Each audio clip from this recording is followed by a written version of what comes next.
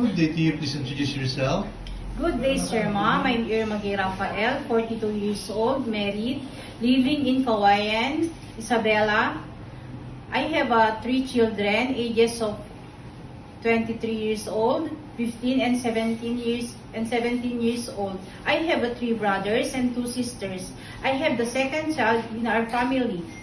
I have undergraduate. I am college undergraduate. Major in mass communication. Okay. Can you tell me your work experience?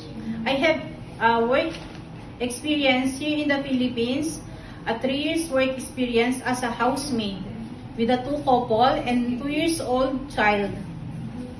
I'm doing household chores like cooking, washing, laundrying.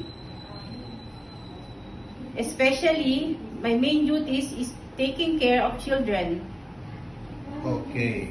And I have experience 9 years as a sales representative in automotive parts here in the Philippines. Okay. In your previous employer, how would you take care of the children, especially when sick? When they are sick, I will check their temperature and call my employer. How would you describe yourself? I am responsible, hardworking, and honest. Do you have any tattoo? Yes, sir. I have a small tattoo here in my ankle. Do you have surgery or serious sickness before? Yes, sir. I have a cesarean section when I give birth in my child 15 years ago. Okay. Do you have an allergy to certain food? No, sir. Do you smoke and drink alcohol? No, sir. Why do you want to work abroad?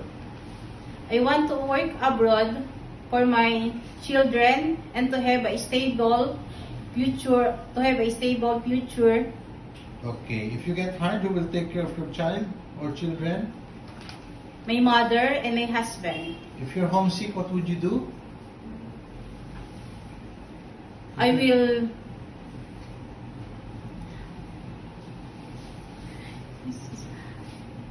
If you're homesick, what would you do? focus on my work. Okay.